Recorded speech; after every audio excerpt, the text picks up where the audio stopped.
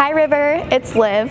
We're back with another listening activity contest, but before we start, let's hear the winners of last time's FSA contest. Last week's winners are Allie Joffrey from Miss Susel's class, Shelly Belush from Miss Singerly's class, and Haley Cohen from Mr. Moreland's class. Congratulations to you all. Make sure to stop by Sweet Silver and pick up your Dunkin' gift card. Let's move on to the next activity. You'll be viewing another political cartoon and listening to another podcast. This time, though, the competition is by homeroom, so make sure that everyone is listening and focused. Analyze the political cartoon and compare it to the podcast, then answer based on what you heard and read. Make sure to use one of the best chess strategies. Eliminate what you know is wrong and narrow down your answer choices.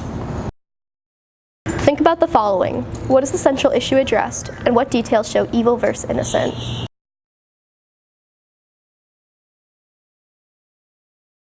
Record your answer choices on your own piece of paper and your teacher will collect them. Make sure to put your name on it.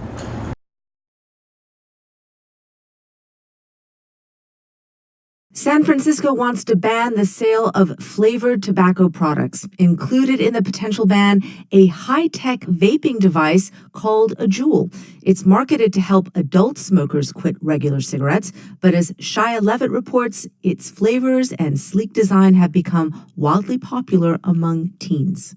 Juul uses nicotine salts to deliver a hit that closely replicates that of a cigarette. Juuling, it's a verb now, started just 3 years ago, but already makes up more than half of the multi-billion-dollar e-cigarette market. In San Francisco, 14-year-olds Emma and Jacqueline say there are lots of reasons why their friends love Juul. We're not using their last names because juuling is illegal here if you're under 21. It's easier to hide and it doesn't taste bad and there's no tobacco. It also the smell doesn't stick on you, the nicotine smell. Their friends put stickers or engravings on the devices so they can tell them apart. The head rush and sweet fruity taste of the flavor pods are appealing too. Almost everyone I know, I think, is a little bit or a lot addicted because public health advocates have long known that flavors attract young people. April Raisler is with California's Department of Public Health. 80% of kids who use tobacco products start with a flavored tobacco product. And a lot of kids who would never have tried a cigarette are using e-cigarettes like Juul. There's also a documented gateway effect. If you start with e-cigs, you're more likely to go on to old-fashioned cigarettes. But all of this has flown under the radar. It doesn't smell like a pack of cigarettes. It doesn't look like a pack of cigarettes. There's really some deception going on here, and parents and school teachers need to be aware. Last year, San Francisco banned the sale of all flavored vaping liquids and tobacco products, but a petition forced the voter referendum set for June. The measure is known as Prop E, and the main opponents, the tobacco industry. R.J. Reynolds is the sole funder of the No on E campaign, to the tune of nearly $12 million so far. Slogans include bans and prohibitions don't work, and that voting no preserves adult choice. We know that adults like flavors. Gregory Conley is with the American Vaping Association, a one-man operation speaking for the No on Prop E campaign. R.J. Reynolds sent us to him.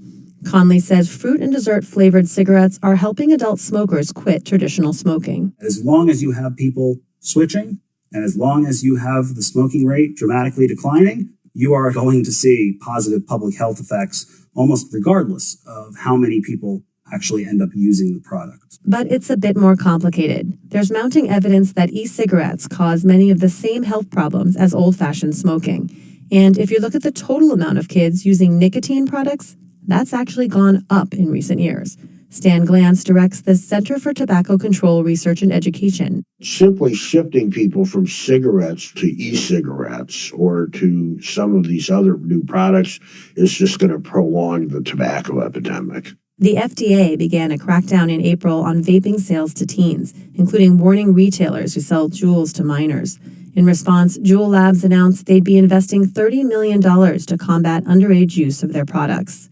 San Francisco's flavored vaping ban, if upheld, would be the toughest restrictions in the nation. It could set a precedent for flavored tobacco restrictions elsewhere in the country. For NPR News, I'm Shia Levitt in San Francisco.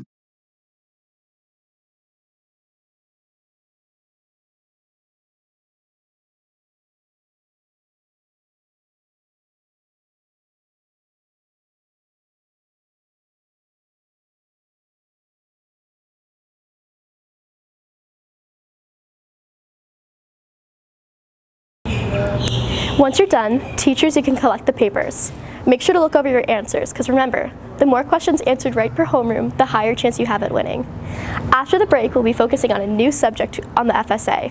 Have an amazing Thanksgiving break, and I'll see y'all next month.